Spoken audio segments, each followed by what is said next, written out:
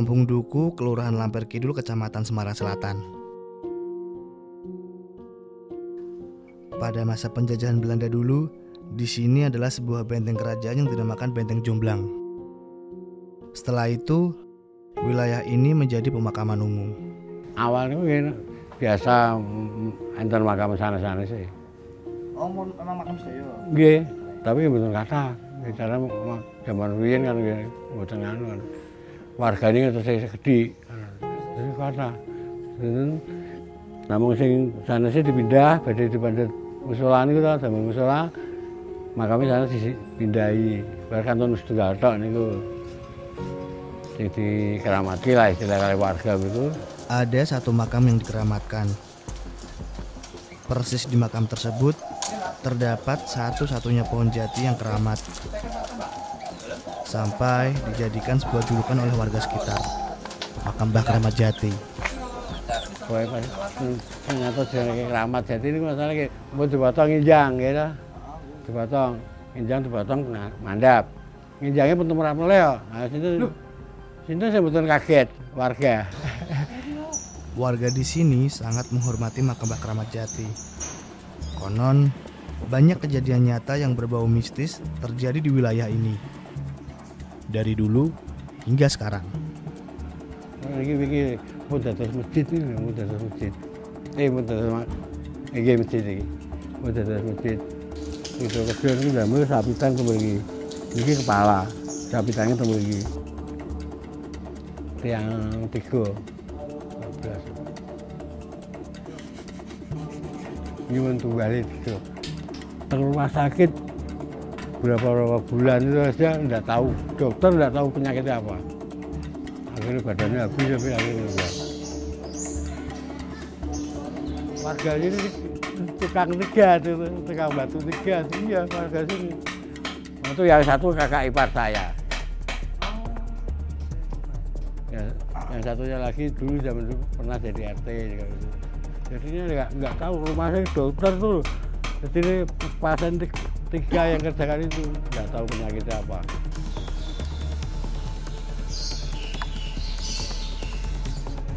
Wah, ada orang minta nomor togel.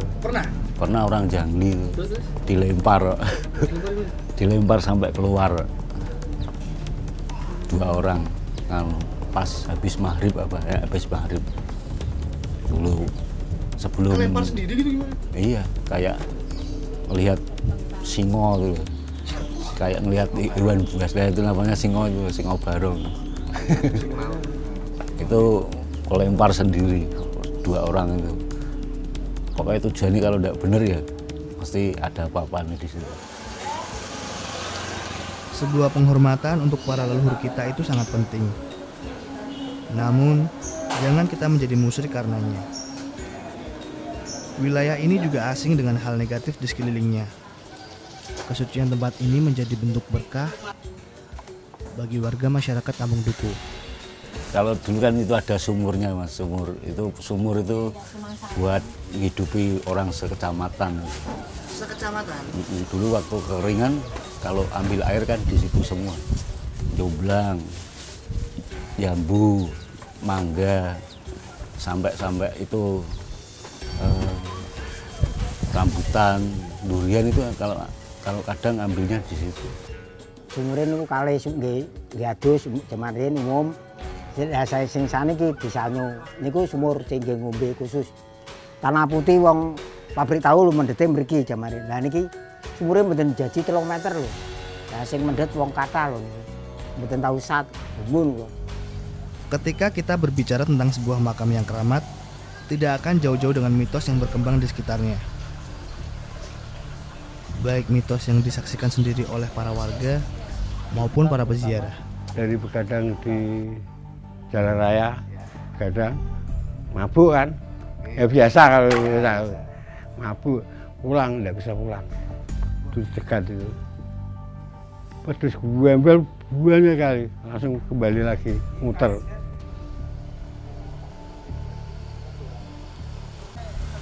Biasanya kalau gitu yang udah disengaja itu tamunya biasanya yang usil. Ya makanya kalau saya kalau parkir di sini ya, kalau ada yang ziarah pakai sama anak istri, saya mikir dulu. Nanti kalau ada tamu, padahal ada tamu, pasti kamu sudah masjid, anak kecil biasa kan, main dalam masjid itu. Saya kesenggol apa, nganu nasi ketan itu, nganu nasi ketan nyandung situ, ini mawa. Tamu wong jarok.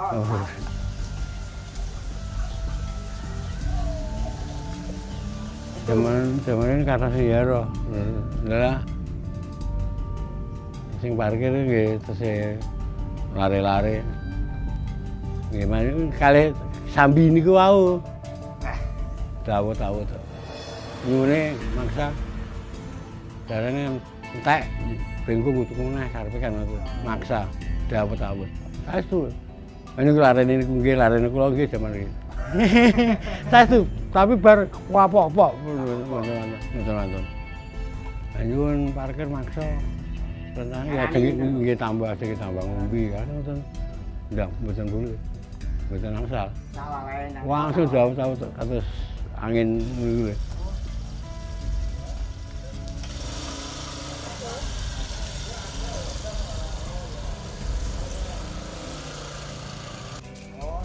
Nggak akan ada pencuri masih kejaga. Dia larinya nggak lewat jalan ini ndak Mas. Larinya lewat genteng-genteng itu. 2 kali Mas. Kok iso? Ngelihat sini kayak air. Dari sana sampai sini sampai sana tuh air. Melihatnya ya nggak tahu Mas. Saya kan musisi. Masalahnya contohnya sudah saya alami 2 kali. Kemarin aja ada yang masuk orang mabuk ya. Tahu-tahu keluar sendiri. Baru itu? Baru kemarin ya udah semingguan ini ya. Udah keluar sendiri enggak berani. Padahal udah jam 2 malam Mas. Mitos-mitos yang beredar di masyarakat menjadi simbol bahwa makam keramat ini berdampak positif bagi masyarakat. Usut punya usut, makam ini ternyata makam ulama besar yaitu Habib Hasan bin Toha bin Muhammad bin Yahya. Seorang pejuang yang dikenal garang dalam perlawanannya pada masa penjajahan Belanda dan Inggris. Ngamankan raja dan keluarga raja Hamengkubuwono yang kedua waktu itu. Lah makanya beliau bergelar Singo Barong atau bergelar Patih Lebet. Kalau sekarang kayak Pas Pampres lah. Kalau sekarang. Beliau ini tokoh sentral pada waktu kekuasaan Raja Jogja yang kedua. Bergelar kalau terkenalnya di keraton Kanjeng Raden Temenggung Sumodiningrat. Dan ini paling ditakuti beliau ini sama Denles, sama Belanda, sama Inggris juga. Itu tokoh yang paling dikejar Denles, seolah-olah kayak TO lah, di TO Denles, sampailah ke Semarang. Karena dulu rumah beliau di Jogja yang di Plengkung Gading itu sempat dibombardir oleh Belanda, dikira meninggal beliau. Ternyata muncul di Kota Gede beliau ini. Ternyata belum meninggal, dikejar Kota Gede, larilah ke Semarang. Lah kenapa beliau ke Semarang? Karena mengikuti jejak bapak atau ayah beliau yang berada di Depok Semarang juga, Habib Toha bin Muhammad bin Yahya yang di belakang BCA Pemuda. Lah akhirnya di sini membuat benteng pertahanan dulu namanya Jomblang. Atas kegigihan beliau, perjuangan beliau pada masa penjajahan, tepatnya saat pertempuran di Pekalongan tahun 1785 Masehi, menjadikan beliau sosok tauladan dan pantas mendapatkan penghormatan dari masyarakat. Ya, jadi gini, sekilas singkat, beliau ini Habib Hasan bin Toha bin Yahya bergelar Kanjeng Raden Temenggung Sumodiningrat, salah satu menantu Raja Jogja yang kedua. Nah, beliau peran dari sekilas manakib atau biografi beliau itu, perjuangan beliau sebelum Perang Jawa, Perang Diponegoro itu tidak hanya untuk Jogja ataupun Semarang, tapi sampai go nasional. Jadi sampai ke Malaysia, Singapura, dan sebagainya. Nah, Yang tertarik kalau kita tidak bicara karomah, tapi di sini adalah kakek dari Habib Lutfi. Lah Habib Lutfi selaku cucu itu merupakan ketua sufi ulama dunia dan juga Rois Am Jatman untuk Torekoh Jatman. Lah mungkin dari ulama-ulama dunia ini yang menjadikan salah satu daya tarik untuk datang ke sini gitu loh. Melihat banyaknya peziarah yang datang ke makam Habib Hasan, pada tahun 2015, pemakaman ini dipugar untuk dijadikan kampung tematik wisata religi oleh pemerintah Kota Semarang pada saat kepemimpinan Hendra Prihadi, atau biasa disebut Mas Hendi. Banyak perubahan yang dialami oleh Kampung Duku dari dulu hingga saat ini. Bristol Garden ada gambar moral-moral yang begitu indah. Itu dulu adalah gangnya sempit. Orang dulu lewat situ aja takut. Tapi setelah adanya kampung tematik, Mas, kami sulap. Yang dulu orang warga Duku mau lewat situ itu sungkan karena nggone tempatnya kotor, jemek, dan rasanya agak angker. Tapi alhamdulillah dengan adanya kampung tematik kami sulap, Mas. Menjadi jalannya lebar, kanan kiri ada untuk buat selfie untuk terutama anak-anak muda. Di dulu tempat situ tempat buangan sampah.